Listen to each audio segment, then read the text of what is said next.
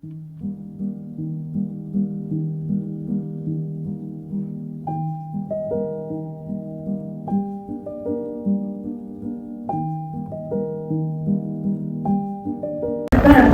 అవునా అండి మీరు ఏం చేస్తున్నారని అంటే, మేము శక్తిపాతం తీసుకున్నామండి, దీక్ష తీసుకున్నామని అంటే వాళ్ళ కింద అవునా అండి అలా అయిపోయిందని చెప్తారు. మనకు 1,00,000 కోట్లు ఉంటే అవునా అని ఎంత ఆశ్చర్యంగా చూస్తామో అంత 100 రెట్లు ఆశ్చర్యంగా చూస్తాం. ఎందుకంటే అది అంత విలువైంది కాబట్టి. ఎందుకంత విలువైందో తెలుసా? ఇప్పుడు చెప్పుకున్నాం. ఏదైతే ఇందాక చెప్పాను కదా, సృష్టి స్టార్ట్ చేసినప్పుడు ఒక శక్తితో మొత్తం అంత నిర్మాణం జరిగిందని చెప్పాను కదా. అలా నిర్మాణం కలిగిన శక్తి చెయ్యగా ఇంకా కొంత శక్తి మిగిలిపోతే దాన్ని శేషుడు అన్నారు. ఏమన్నారండి? మామూలుగా మనం చెప్తాం కదా, లక్ష్మణుని పేరేంటి? లక్ష్మణుడు ఎవరు అవుతారో తెలుసు కదా, శేష అవుతారు. శేషావతారం తెలుసు కదా అందరికీ. అందుకని సింబాలుగా చెప్తారు. కానీ ఏదైతే శేషుడు ఉన్నారో ఆ యొక్క శేషం అంటే ఏంటో తెలుసా? మిగిలి ఉన్నదని అర్థం. శేషము అంటే మిగిలి ఉండడం. ఆ పదం తెలుసా? శేషము అంటే తెలుగు వర్డ్ అది. శేషం అంటే మిగిలి ఉన్నది అని అర్థం. శేషుడు అంటే మిగిలిన శక్తి అని అర్థం అన్నమాట. ఆ మిగిలిన ప్రతి శక్తి కూడా ప్రతి మానవుడిలో, ప్రతి మనిషిలో కూడా మూలాధారం చక్రం కింద ఒక శక్తిగా, ఎలాంటి శక్తిగా ఉందండి? కుండలిని శక్తి. ప్రతి మానవులో ఉన్న శక్తిని ఏమని అంటారు? కుండలిని శక్తి. ఎలా ఉంటుంది?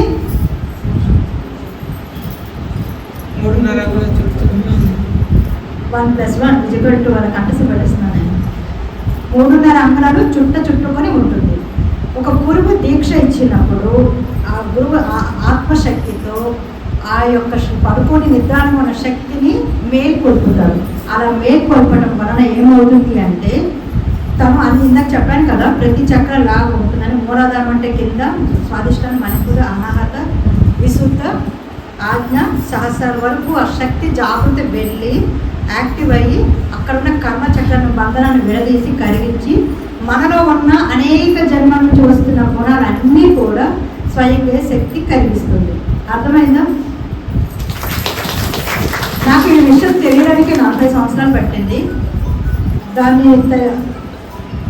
ఆ గురువుని, ఆ మార్గాన్ని పట్టుకోవడానికి ఇంకో కొన్నాళ్ళు పట్టింది. ఆ గురువు ద్వారా నేను పొందడానికి ఇంకొంత పట్టింది. మీకు 40 నిమిషాలు కూడా పట్టలేదు. దారుణం అసలు. సార్ వెరీ హ్యాపీ, చాలా చాలా హ్యాపీ. ఇక్కడ ఎప్పుడైతే శక్తి జాగం జరుగుతుంటే ఏం జరుగుతుంది అనే విషయం మనకు తెలుసుకుందాం. శక్తి జాగం ఇందాక ఏం చెప్పుకున్నాం?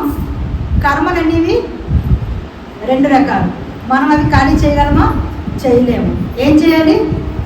జీరో అవ్వాలి. జీరో అవ్వాలంటే ఎవరు చేయాలి?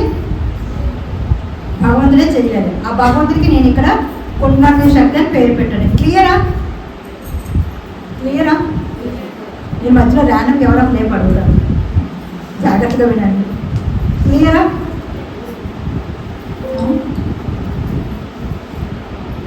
ఇప్పుడు చెప్పిన మాట అర్థమైంది కదా? బైక్ మీ అందరికి ఇవ్వాలేమో, ఎవరు గట్టిగా చెప్పారు. సరే, ఒక్కొక్క వ్యక్తిలో ఇంకొంచెం డీప్గా దీని చెప్తే మీకు అర్థం అవుతుంది. నాకు అర్థమైంది. మీకు అదిగా అర్థం అవ్వాలనే విషయం అర్థం. ఏదో చెప్పారంటే అర్థమైనట్టు ఉంది కానీ అర్థం అన్నట్టు ఉంది అన్నట్టు ఉంది ఆన్సర్. సరే, కథ చెప్పుకోండి. మనకి ఎంత కోపం ఉందో మీకు తెలుసా? మీ ఇంటికి వస్తే తెలుసు నాకు. మీ ఆయనతో మీ పిల్లలకి ఎవరైనా చెప్తారు. ఎంత కోపం ఉంటుందండి? ఎంత బాధ, ఎంత దుఃఖము, ఎంత భయము, ఎంత ఉంటుంది? ఉందా? ఉంది కదా.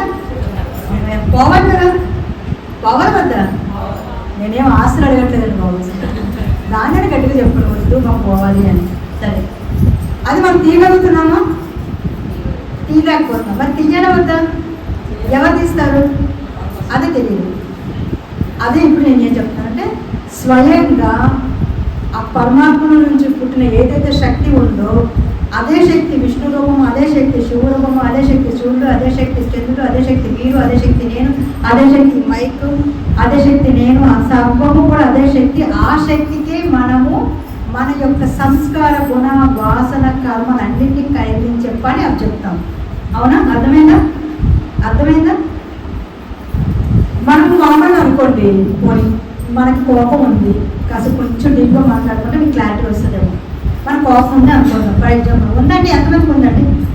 నిజాయితీగా ఉందండి. సగం చేయొద్దంటే నిజాయితీ లేరు, ఎందుకంటే కోపం ఎక్కడ ఎవరు ఉంటారు నాకు తెలుసుకున్నాను. అందరికీ ఉంటారు అంటే మీ ఊరు ఎంతమంది నిజాయితీ ఉన్నా తెలుసుకున్నారు, అందరూ మంచిగా ఉన్నారు. ఓకే, అందరికీ కోపం ఉంది, దాన్ని తీసేయగలుగుతున్నారా? పెంచగలుగుతారా? దానికి పెద్దగా అవసరం లేదంటే మార్నింగ్ 8 to 9 లేదా 9 to 10 మా ఇంట్లో మార్నింగ్ వస్తే సరిపోతుంది. క్లియర్ అర్థం. ఈ కోపం అనేది ఎందుకు వస్తుంది? కోపం ఎవరు తెప్పిస్తే వస్తుంది, అంతేనా? ఫస్ట్ ఆఫ్ ఆల్ మనకు అర్థం అవ్వదు, దాని గురించి కొంచెం డీటెయిల్గా చెప్తాను. ఇందాక మీకు చెప్పాను, జంతు జన్మ నుంచి వచ్చిన అనేక జన్మ సంస్కార గుణాల వాసన అన్నీ కూడా అనేక జన్మల నుంచి మనం మోసుకుంటూ ఖచ్చితంగా మోసుకుంటూ పెంచుకుంటూ వచ్చేసాం. ఇది అంతా కేవలం ఒక జ్ఞాపకం మాత్రమే. జ్ఞాపకం మనం మీకు నచ్చుతుందా? కష్టం. ఇప్పుడు ఇంకొంచెం డీటెయిల్గా చెప్తాను.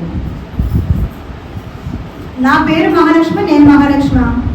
నా పేరు నేను మైక, నా చేతిలో ఉన్నది మైక.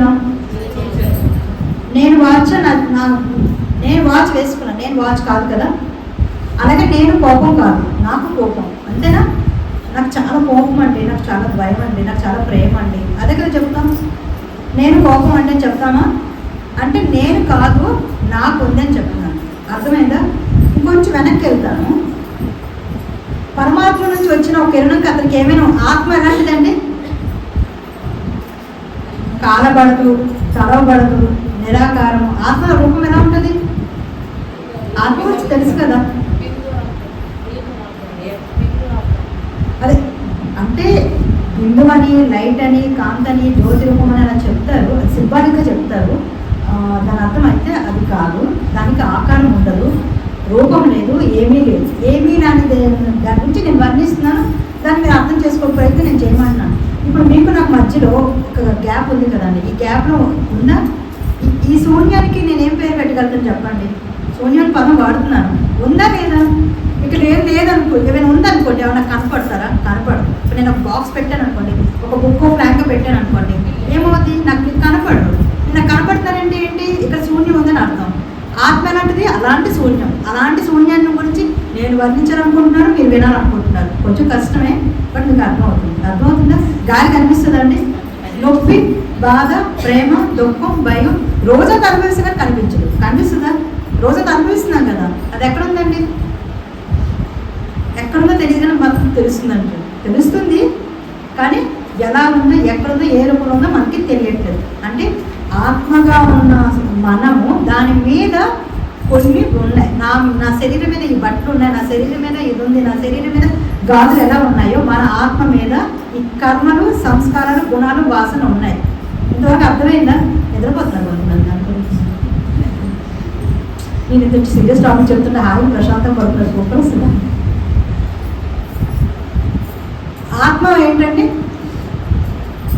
శూన్యం, దానికి ఏది అంటుకోదు, ఏది ఉండదు. ఉండదు కదా? ఉంటుందా? ఉండదా? ఏమీ ఉండదు.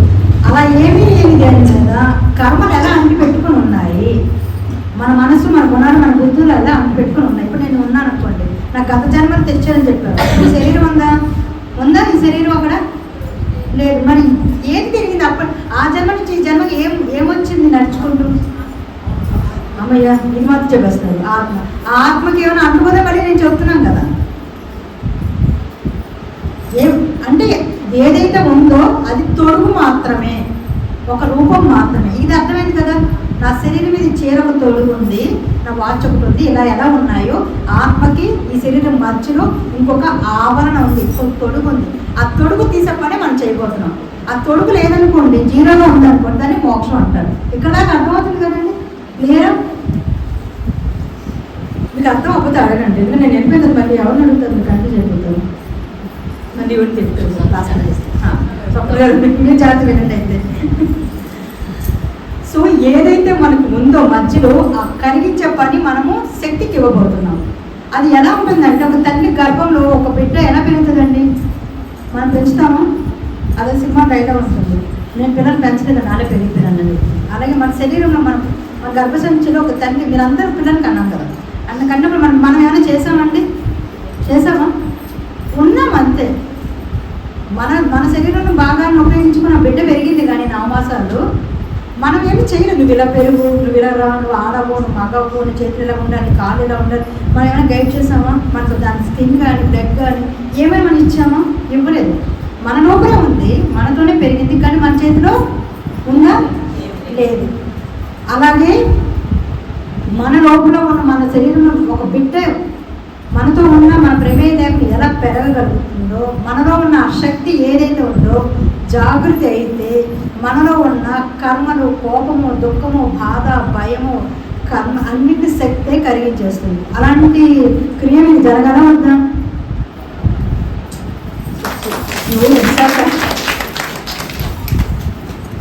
దీనికోసం శక్తిపాత సిద్ధ మహాయోగమే కావాలా అని మీరు అనుకోకర్లేదు. ఎలాగైనా రావచ్చు. ఎలా రావచ్చు తెలుసా? ఎంతసేపు టైం ఉందా? నేను మాట్లాడుతున్నాను వల్లదా? టైం ఉందా? మీరు నాకు ఇంకా ఎంత టైం ఇస్తారు? నేను అందరికి టైం ఇస్తాను. అందరు నేను నన్ను అడుగుతాను, నేను మీకు అడుగుతున్నాను ఎంత టైం ఇస్తాను. ఇంకో పావుగంట ఓకేనా? సంతోషం, థ్యాంక్ యూ. ఇక్కడ మనకి ఇప్పుడు ఏం చెప్పాను ఇంతవరకు?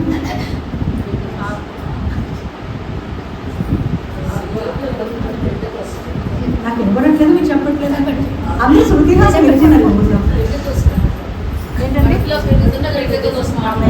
థ్యాంక్స్.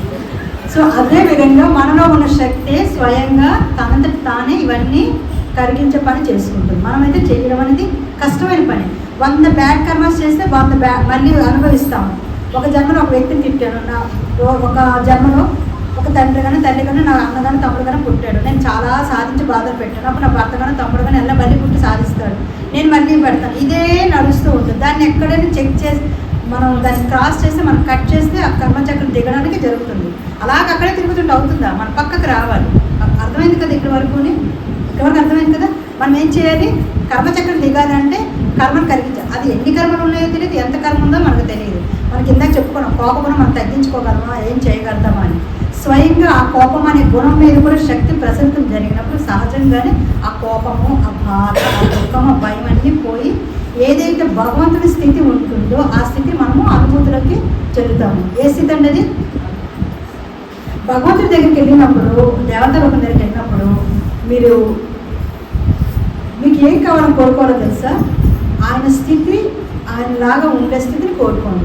పెద్ద కోరికలాగా అనిపిస్తుందా? ఆయనకి ఏం కావాలో తెలుసా మీకు? ఆయనకి ఏం కావాలి? ఆయన అన్నీ ఇస్తామని అనుకుంటారు.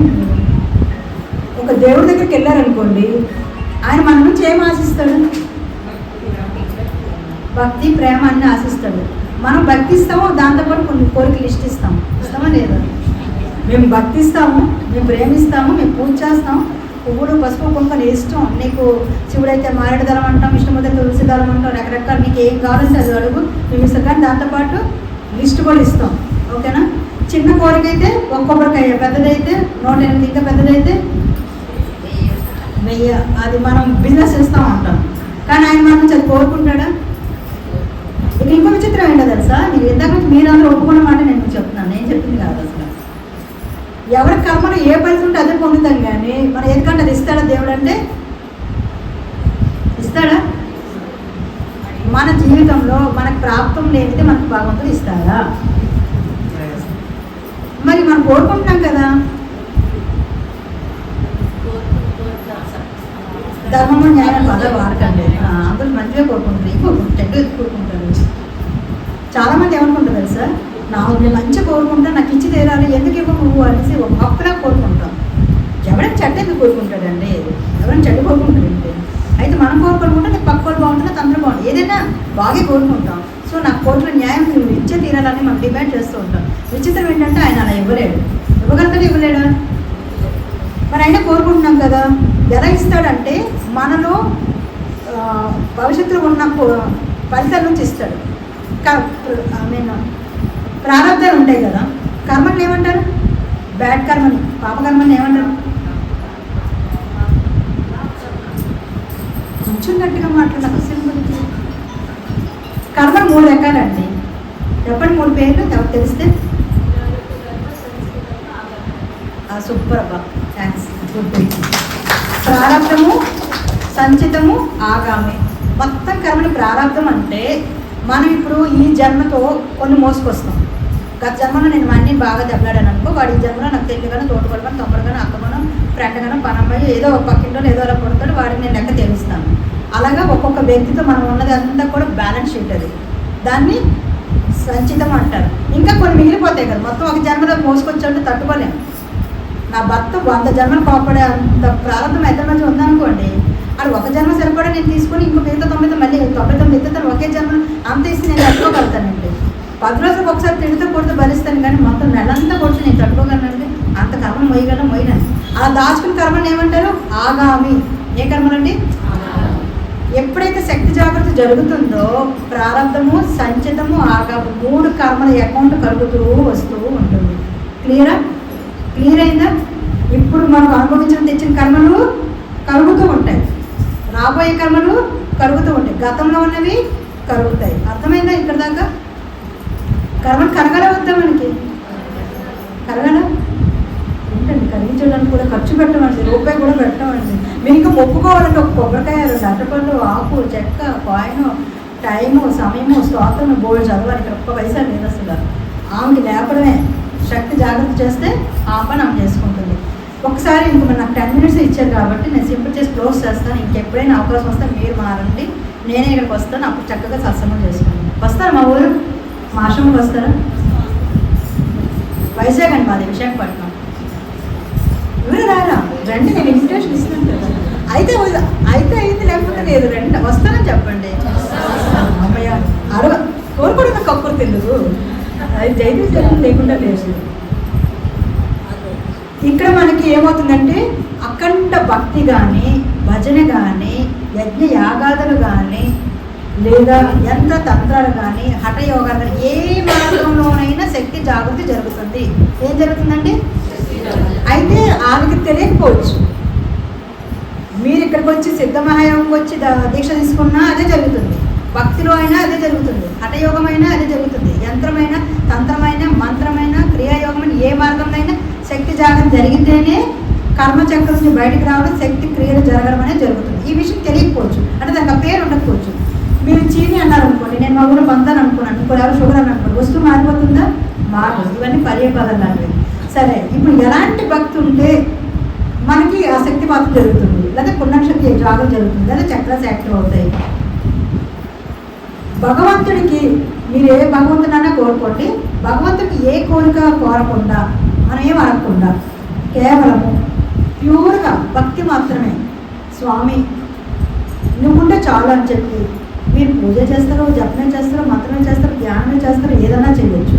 ఏమీ కోరకుండా, ఏమీ ఆశించకుండా, ఆయన ఏమి ఇచ్చినా అదే భక్తితో ఉంటే అప్పుడు ఒక జన్మ లేదా అనేక జన్మలో శక్తిపాతం అనేది జరుగుతుంది.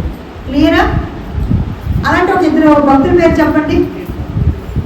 భక్తుల పేర్లు మీరాబాయి, అన్నమయ్య, భక్త రామదాసు. అంత భక్తి మనకు చేతన అవుతుందా? కష్టం.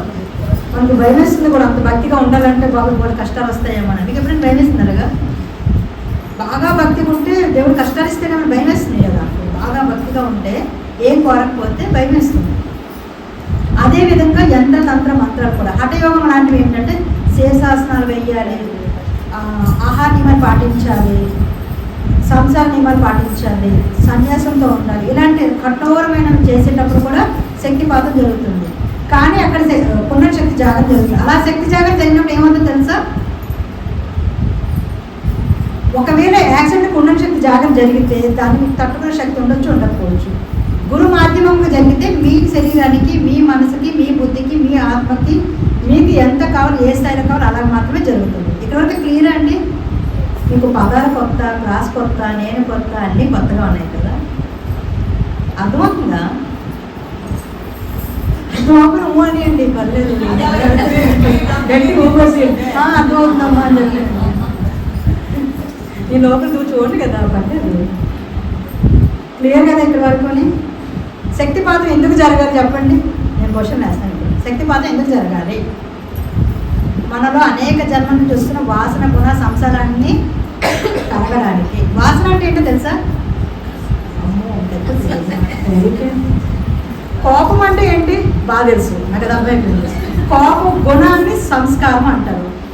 కోపం అంటే ఏంటి, ఇప్పుడు నాకు ఎవరైనా జోకేస్తే నాకు నవ్వు రావాలనుకోండి, నాకు నవ్వడం తెలియదు, దాన్ని సంస్కారము వాసన అంటారు. అర్థమైందా?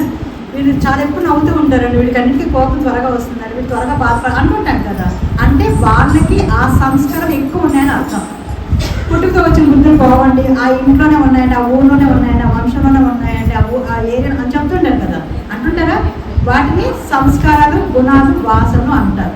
అది మనము అవి దాన్ని బట్టి మనం ఉంటాం. ఇప్పుడు నాకు కొంచెం కోపం ఉంది అనుకోండి, ఫర్ ఎగ్జాంపుల్, మీరు ఎవరైనా ఎక్కువ కోపడినా నాకు రాదు, ఎందుకంటే నా వాసన చిన్నది కాబట్టి. అర్థమైందా? అది బాధ ఉందనుకోండి, నాకు త్వరగా బాధ రాదనుకోండి, దాని అర్థం ఏంటి, నా బాధ అనే వాసన తక్కువ ఉందని అర్థం.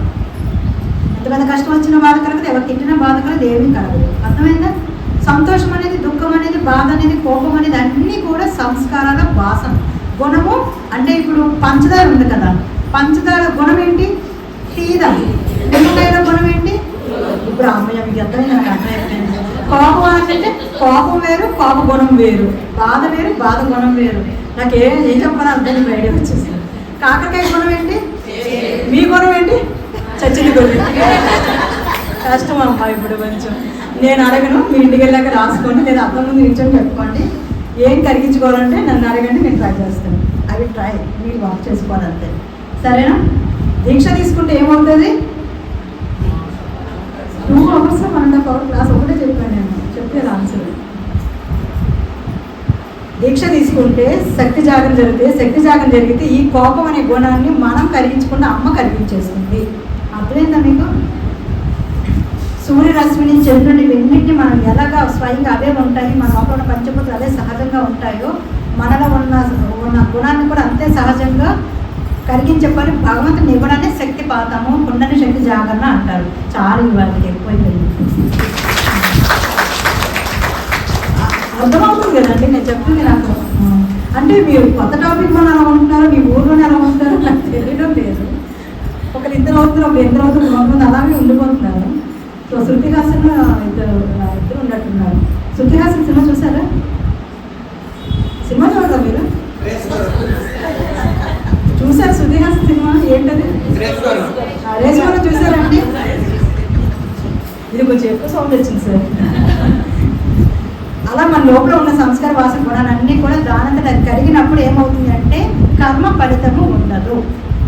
మళ్ళీ టాపిక్లో మళ్ళీ సీరియస్ టాపిక్లోకి వస్తాను. రేసువరం అంటే అంతా నవ్వారు, అందుకు మళ్ళీ కర్మ ఫలితం ఎలా ఉండదంటే, ఇప్పుడు నాకు నేను ఉన్నాను, నాకు some X person, A B ఎవరో పర్సన్ ఉన్నారు, వాళ్ళు నన్ను గత జన్మ నన్ను కోప్పడ్డారు, ఇప్పుడు నేను వాళ్ళని కోప్పడాలి. ఓకే, నేను ఇప్పుడు ఏం చేయాలి, కోప్పడాలి. ఇప్పుడు నాకు శక్తి ఏం చేసింది, మా గురువు గారి కృపతోని శక్తి జాగరణ జరగడం వల్ల నా కోపం అనేది పోయింది. ఇప్పుడు నాకు వాళ్ళకి కోపం వస్తుందా? రాదు. రాకపోతే ఏమవుద్ది, మా ఇద్దరు కర్మచక్రం అయిపోతుందా లేదా? ఇప్పుడు మీకు కొద్ది రోజుల పైకి ఏమవుద్దో తెలుసా, మీరు ఇంట్లో ఉంటారా, మీ భర్త, భార్య, పిల్లలు, అమ్మ, అక్క, చెట్లు, అన్నదమ్ములు ఉంటారు కదా. ఇప్పటి వరకు 25, 20, 30 ఏళ్ళ నుంచి మీ గురించి ఒక ఒపీనియన్ ఉంటుంది, వీడు కోపం ఎక్కువ, భయం ఎక్కువ, బాధ ఎక్కువ అని. సడన్గా మీకు కోపం పోతుంది, భయం పోతుంది, దుఃఖం పోతుంది, వాళ్ళు తిడుతూ ఉంటే మీరు నేను అవుతున్నారు అనుకోండి, అస్సలు బాగోదు. అలా జరుగుతూ ఉంటాయి, ఎంజాయ్ చేస్తారు నిజంగా. లైఫ్ ఏమవుద్దంటే ఏముంది లేకపోతే, ఎవరు ఎలా కొన్నాయి, ఏమన్నా జరగని, మీరు ఎప్పుడు ఎలా ఉంటారు, ప్రశాంతతో, శాంతం, ఆనందం, ఏదో ఒకటి చెప్పండి. అలాంటి ఆనందం అందరికి కావాలా? Free free free. ఇక్కడ అలాంటి ఆనందం ఎంతమందికి కావాలి? మనకి ముళ్ళు గుచ్చుకుంటుందంటే చెప్పులు వేసుకుంటామా, ఊరంతా కార్పెట్ వేస్తామా చెప్పండి? వర్షం పడుతుందంటే వర్షాన్ని ఆపుతామా? ఇప్పుడు పక్కోళ్ళు మారాలంటే మనం మారాలా? సౌండ్ అయిపోయిందేంటి? మనం మారాలంటే మనం కష్టపడవచ్చు, లేదా గురువుకి ఇదినే మనం అబ్జర్వ్ చేయొచ్చు. సింపుల్. మనం హాయి ఇంట్లో కూర్చుంటే హస్బెండ్ డబ్బులు తీస్తే హ్యాపీగా ఎలా ఎంజాయ్ చేస్తున్నామో, అదేవిధంగా గురువమ్మకి ఇచ్చేస్తే ఆమె ఏం చేస్తుంది? ఎంతమంది ఇస్తారు? అయ్యో మీ కష్టాలు కూడా ఇవ్వరు అంటే మీరు ఎంతమంది చూడండి. ఆ వ్యక్తి మీ పేరండి? ప్రసన్న. ఆ పేరులోనే ఉంది, ప్రసన్నం అయిపోద్ది ఇంకా. ఓకే, సంతోషం.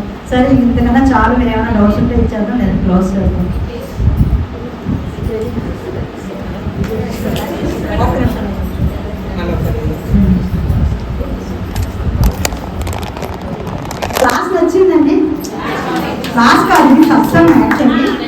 సత్సంగం నచ్చిందా? మీరేమో దేవుడి గురించి, సృష్టి గురించి, బ్రహ్మం గురించి, పరమాత్మ గురించి, మీ గురించి, మీ కర్మల గురించి, వాటిని వదిలించుకునే గురించి, అన్నిటి గురించి తెలుసుకున్నారు. అంతేనా? తెలుసుకున్నారా? అర్థమైందా? చేస్తాము పొందితే లేకపోతే లేదు. ముందు మీకు అర్థమైంది కదండి. ఎంతమంది అర్థమైంది? లేదు అర్థమై ఒప్పుకునే చెప్పి కాకపోతే ఇచ్చేస్తాను. మీకు ఏం చెప్పరా?